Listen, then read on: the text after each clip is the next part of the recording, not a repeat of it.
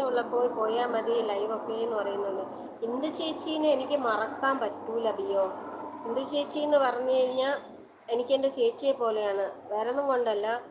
ഒരു ഫസ്റ്റിൽ എനിക്ക് ലൈവൊക്കെ ഞാൻ സ്റ്റാർട്ട് ചെയ്യുന്ന സമയത്തൊക്കെ എനിക്ക് അറിയത്തില്ല ലൈവ് എങ്ങനെയെന്ന കാര്യങ്ങളൊന്നും അറിയില്ല. അപ്പം ഇന്ദു ചേച്ചിയുടെ ലൈവിൽ പോയപ്പോൾ എനിക്ക് നല്ലൊരു സപ്പോർട്ടൊക്കെ തന്നിട്ടുണ്ട്. അതിനുശേഷം ഒരു ദിവസം രാത്രി ഞാനൊന്ന് ഉറങ്ങി എണീറ്റിട്ട് ഒരു 2 മണിക്ക് എന്തോ അപ്പം യൂട്യൂബിൻ്റെ ഭയങ്കര ഇതൊക്കെ നമുക്ക് ചാനലൊന്ന് സബ് കയറ്റണം 1K ആക്കണം എന്നുള്ളതൊക്കെ ആ ഒരു തിരക്കാണ്. അന്നേരം ഞാൻ ഇന്ദു ചേച്ചിയുടെ ലൈവിൽ ഒരു ഉറക്കമെല്ലാം കഴിഞ്ഞിട്ട് ഒരു 1 മണിക്ക് ഞാൻ ഉറക്കം എണീറ്റിട്ട് ഇന്ദു ചേച്ചിയുടെ ലൈവിൽ പോയി. അന്നേരം ഇന്ദു ചേച്ചി വന്നത് ഈ മോൾ ഐഡിയും വെച്ചിട്ടാണ് ഒരാൾ വന്ന് തെറി പറഞ്ഞതെന്ന്.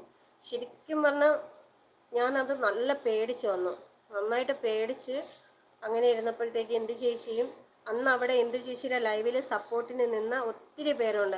എന്നെ ശരിക്കും ചേർത്ത് പിടിച്ചിട്ട്, എനിക്ക് അപ്പോഴങ്ങനെ ഫീൽ ചെയ്തതാണ്, എന്നെ ശരിക്കും ചേർത്ത് പിടിച്ചിട്ട് എന്നോട് എല്ലാവരും അത്ര സപ്പോർട്ടായിട്ട് നിന്നു.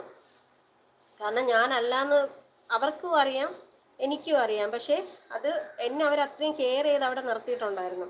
ആ ഒരു സ്നേഹം എനിക്ക് ഒരിക്കലും